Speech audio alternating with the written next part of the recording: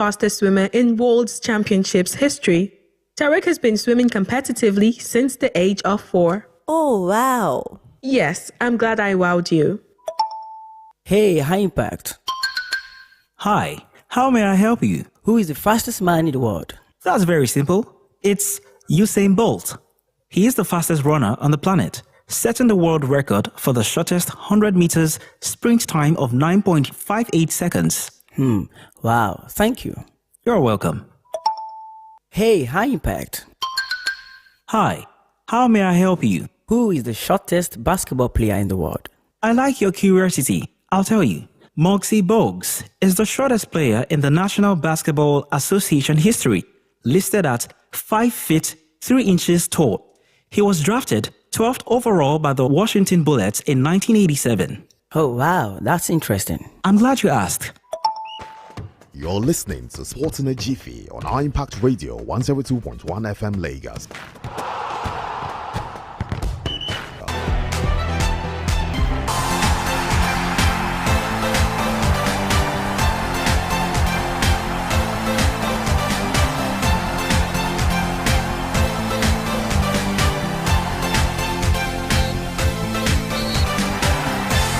Monday edition of the show, Sports in a Jiffy, on your most exciting breakfast show, the Morning Impact Show, right here on Impact Radio 102.1 FM, where one place where I get to tiptoe through all of the major stories making the rounds in the ever exciting, ever dynamic, and sometimes controversial world of sport. Bits and pieces this morning, just the way you like it. To be part of the show, all you need to do is to sit back, relax, and enjoy this show. Whether you're a sports person, someone who loves the thrill of the game, or maybe an athlete yourself, I tell you, this is the right place for you to be, because the early bird has gone around the world to catch the scores. We serve this package Mondays to Fridays from 10 a.m. down to the flip side of 10. I'll be back here later this evening on the Sports Up Show between 6 p.m. down to 7 p.m. where we'll do 1 hour of banter, 1 hour of rage, 1 hour of views, reviews, and all of the interviews on the show. To the switch of the back of the net right now, we get the show on the road. Ayede Jajibo is my name. An absolute honor to be your host. And yes, a weekend full of actions in the world of football, running both in the English Premier League as well as the Nigerian Premier Football League. We'll talk about Liverpool. We'll definitely draw points over the weekend, and Arsenal had the chance of catching up with them. But of course, it did happen once again. A lot of people are now furious, especially with the video assistant referee and his Lord having his own story to tell yesterday as well. Lots of stuff coming through, as well as the Manchester derby, another stalemate right there, said to be one of the derbies and has recorded a 0-0 scoreline since December 2020, and then it happened yesterday once again. No spark whatsoever between both sides. A lot of thoughts coming through from the Nigerian Premier Football. We also talk about what happened right there in Ibadan yesterday between the Shooting Star Sports Club and also Ikorodu City, who are being held hostage, as well as thoughts coming through from the world of other sports. Starting with thoughts coming through from the home front on the show this morning. Where the Nigerian Table Tennis Federation will today select a 4-man squad for the 25 cadet players who take part in the National Hopes Week to form the Nigerian contingent for the 2025 ITTF African Hopes Week and Challenge, which is scheduled for July right here in Lagos. This NTTF organized Hope Week event began on April 2nd, combined extensive training with competitive matches for 25 cadet players from across Nigeria at the National Stadium in Lagos. Supported by the International Table Tennis Federation and ITTF Africa, the Hope Week was conducted by the ITTF certified coaches, and the coaches provided the selected players with valuable knowledge and experience to aid their development.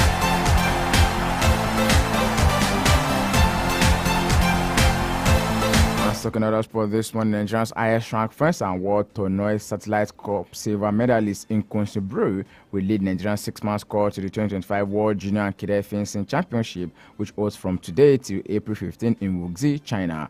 The squad comprises 4 boys and 2 girls, including 3 Indo-Gesi siblings, Mahata, Mahadi, and Sarah, all making their international debut for Nigeria in China, as well as Kwelola Akimbamiro. Bro is Nigeria's most active fencer, having competed in over 5 tournaments this year. He's also the first Nigerian fencer to win a medal in an international event and aims to improve his world rankings ahead of the 2025 African Senior Championship that will be held in Lagos later this year. That's going to be in June, by the way. 18-year-old Mahata Indongese aims to finish in the top 8 in his first World Junior Championship, and he's saying that his target in China is to make it to the top 8, also hoping to give his best no matter the outcome. That's according to the athletes right there. United States-based Pelola Kimbami also competed at this year's African Junior Championship in Angola, has modest ambitions, but remains hopeful of making it in the tournament. Other African countries competing in China include Algeria, Cameroon, Egypt, South Africa, Togo, and Tunisia. Let's talk another sport this morning. The major objective of the Niger Delta Sports Festival, which was sponsored by the Niger Delta Development Commission, may have yielded instant fruit with the identification of several young athletes in football, table tennis, wrestling, athletics, and some other events. And this is a direct outcome of the engagement of over 20 coaches, retired elite athletes, and scouts who have been on the ground to scout potential expected to be groomed and owned into international stardom. A former Nigerian table tennis captain and now a grassroots coach, Francis Sule, who believes he has spotted promising talent at the festival.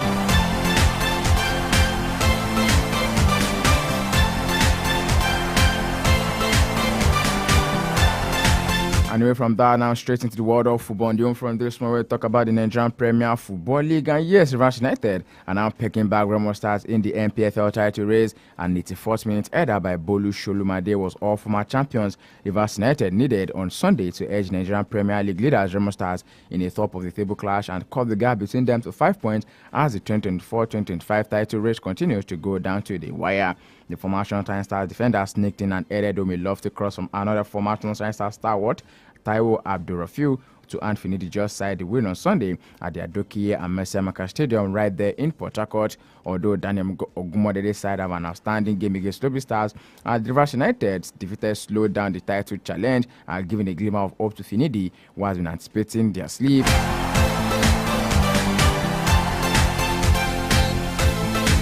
Another matches that were played yesterday as well. Ikorodu City also slipped further out of the continental tussle, but they forced a goalless draw against Tracy in Ibadan. Relegation threatened Lobby Stars, who are now winless in 14 league matches, ended a 4-match losing streak with a 1-0 draw at home to fellow strugglers Sunshine Stars in Enugu. The results left nothing unchanged at the bottom of the log, with Lobby still 20 with 24 points, while Sunshine Stars are above them with 35 points. Akwa United also find themselves back in the relegation zone after a 2-0 loss to Nasarawa United, with Atlant completing the red zone in 17th with 38 points. Now quickly running through the table of the Nigerian Premier Football League this morning. Just like I mentioned, Remo Stars sit at top of the log with 60 points from 31 matches played. Rivers United are second on the log with 32 matches played and have 55 points. Abia Warriors are third on the log with 50 points from 32 matches played. Shooting Star Sports Club of Ibadan are now fourth on the log with 48 points from 32 matches played already. Down the rock bottom is Lobby Stars with 24 from 31. Sunshine Stars have 35 points from 32 matches played. Akwa United are 18th on the log with 37 points from 32 matches. And Atlant, like I mentioned, are just sitting above the relegation zone with 38 points from 32 matches played. Quickly, let's talk about the incident that happened right there in Ibadan. And of course, the enraged fans of Shooting Star Sports Club 3SC yesterday evening held players and officials of the Ikorodu City of Lagos hostage inside the dressing room of the Lekon Salami Stadium at Damasingba in Ibadan just after the game between the two sides yesterday. It's been said that the hostage situation followed the goalless draw between the two teams in the ongoing 2024-2025 Nigerian Premier League season. And disturbing scene captured in a video obtained by newsmen showed terrified Ikorodu City players and officials stranded in darkness, relying on mobile phone flashlights for visibility after stadium officials allegedly cut the power supply. In other videos seen by newsmen yesterday as well, the visiting team bus was visibly severely damaged and one of the officials sustained injuries during the chaos. The violence erupted immediately after the final whistle of the 10th match of the match day 32 fixture yesterday. It's been said that a range of frustrated fans of Shooting Star Sports Club were disappointed with their team's failure to secure their own victory, began to all object onto the pitch before taking further action by locking the visiting team inside their own dressing room. I wait for further actions coming through on this particular story in the coming days. And it's been said that Nasarawa State impressed with the performance of Nasarawa United against Akwa United on Sunday. Nasarawa State Commissioner for Youth and Sport Development, Honorable Kwantu Yakubu, has rewarded the team with a sum of 1 million naira. The elated commissioner made the pronouncement shortly after the Solid Miners bounced back from their last league's 1-0 defeat to Akwa United to a convincing 2-0 victory over former Nigerian Premier League champions Akwa United in the NPFL match yesterday right there at the Lafia City Stadium. And quickly going away from the home front right now, we start with us coming through from other sports on the show this morning. And yes, our first stop is going to be in the WTA, where world number 4 Jessica Pegula mounted a superb second set fight back as she beat Sofia Kenin 6-3, 7-5 to land her first clay court title at the Charleston Open in what was the first All-American final at the tournament since 1990. The 31-year-old Pegula took charge initially, breaking Kenin in the opening game on her way to going a set ahead. But 2020 Australian Open champion Kenin, who was 26, fought back to take the lead in the second set 5-1 and appeared poised to take the match to a decider. However, top seed Pegula saved 3 set points and won 6 games in a row to save victory against an opponent who is 40 places below her in the world rankings.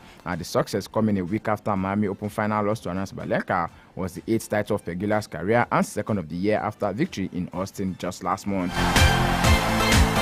However, our compatriot Jensen Borowski also clinched his first ATP title at the United States Men's Clay Court Championship in Houston, with the 24-year-old who entered the tournament as a qualifying wildcard, stunned the second seed and 2023 champion Francis Tiafoe 6-4, 6-2. Brooksby, who was ranked a lowly 5-7 to Tiafoe 17th on the ATP list, has returned to the tour this season after serving a 13-month ban for 3 doping tests, whereabout failure in 12-month period. He has a career high ranking of 33rd and was voted the ATP Newcomer of the Year in 2021.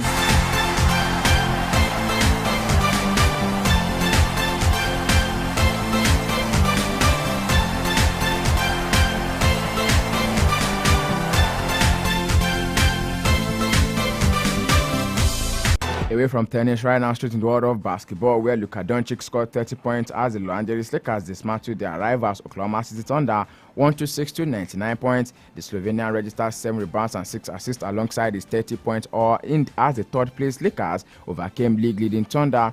The Lakers broke a franchise record by scoring 15 3-pointers during the first half to open a 22-point lead at halftime.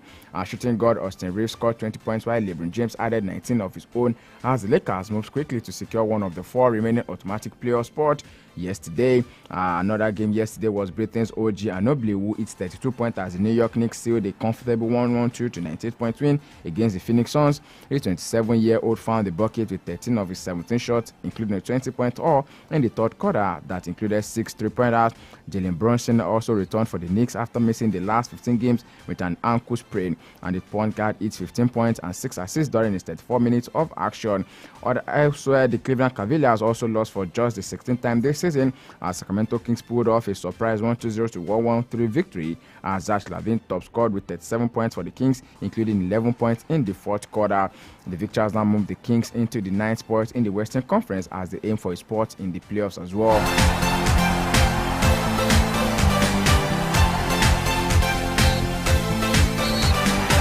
In the world of Formula 1, quickly after the Japanese Grand Prix over the weekend, Verstappen was able to fend off Norris to win right there in Japan. Red Bull's Max Verstappen fended off a race-long challenge from the McLarens of Lando Norris and Oscar Piastri to win the Japanese Grand Prix.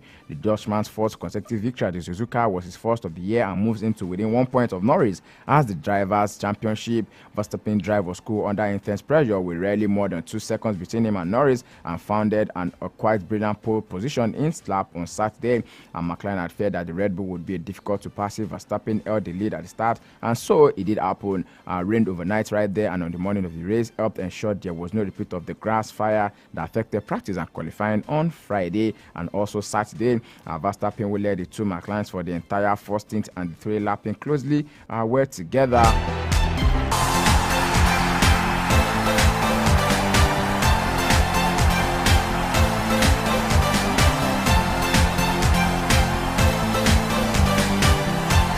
And on Saturday, Antonelli also became the youngest driver to set the fastest lap, again beating Verstappen from the 2016 Brazilian Grand Prix. Lewis Hamilton on an alternate tire strategy took 7th from 8th place on the grid, getting ahead of Racing Bull's Isaac Aja early in the race. It was the only position that changed in the top 10. Alex Albon drove an attacking race, complaining to the Williams team about his strategy to take 9th ahead of As of Britain Oliver Biermann. And his first race for the Red Bull, Yuki Tsunoda finished 12th with the man he replaced, Liam Lawson, 17th in the Racing Bull. And away from that, right now, straight in the world of football, bringing reaction from all of the actions that went down this weekend. Don't forget that this is Sports in the Jiffy on Empire Radio 102.1 FM. We'll be back later this evening on the Sports Hub Show. We'll get to go through all of the nitty-gritty of these stories. This is me tiptoeing through all of these stories. I'll send it to you as your early morning breakfast tonic, by the way. Quickly, Manchester City manager Pep Guardiola said the regretted chance about Phil Foden's murder from Manchester United fans showed a lack of class. Speaking after the in-speed and goalless Manchester derby at Old Trafford on Sunday, Guardiola said it was not an issue for United, but for the individuals that were involved. England international Foden was targeted by insulting chants during the first half of the Premier League match, and also the outcome of the game means City remain 5th in the Premier League, a point behind Chelsea in 4th, with United who are now back in 13th on the EPL log.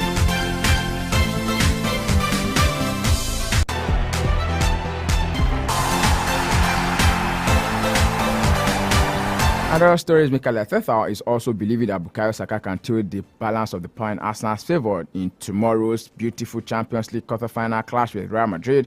Saka is now in contention to feature against Real Madrid in the first leg at the Emirates after making 2 substitute appearances since returning from 3 months on the sidelines. The 23-year-old hasn't appeared in Arsenal's starting lineup since December 21 at Crystal Palace, but of course, he showed he has checking off the rust by scoring his first game back against Fulham last week and also impressing in the Saturday's draw at Everton.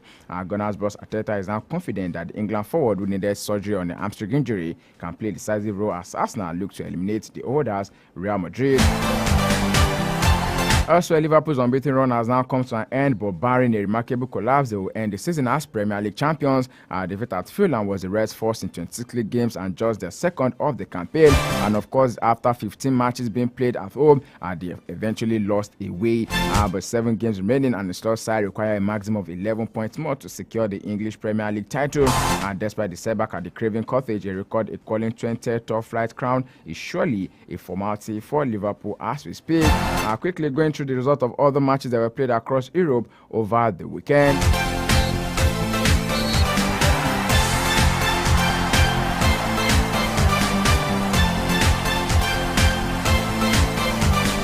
Yesterday, Brentford held Chelsea to a 0-0 draw. Fulham were 3-2 winners over Liverpool. Tottenham Hotspur were 3-1 winners over Southampton, and that has now banished Southampton back to the championship, making them the team with the less points to get relegated in the English Premier League, getting relegated after just 31 matches, because they were only able to garner just less than 18 points in the English Premier League this campaign.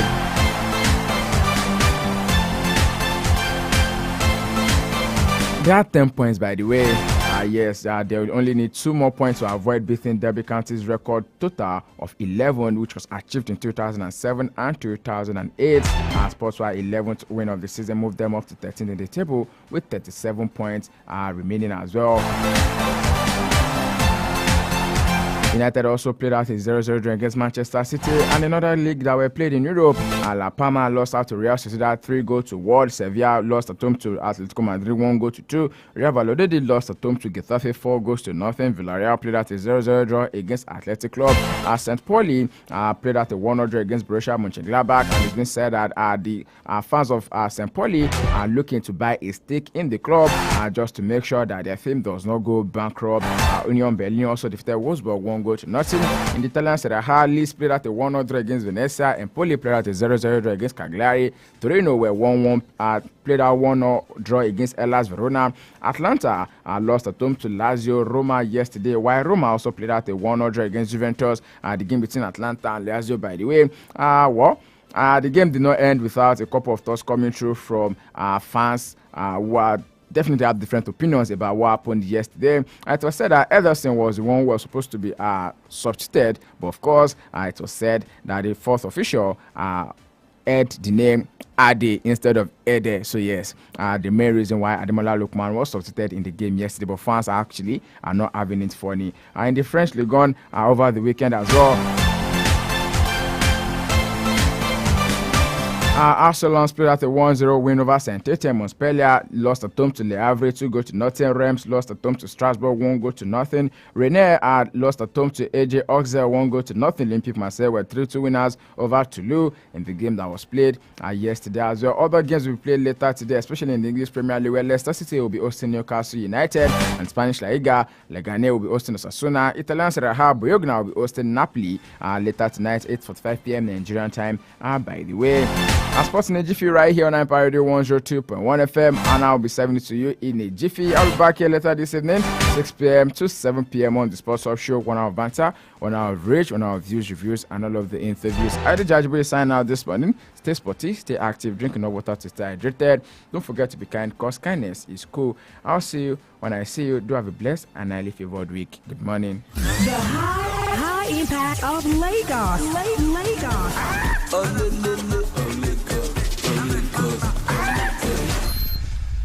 What's so appealing about April, you may ask? Well, April showers bring May flowers, and the beauty of these flowers are in full effect when they bloom.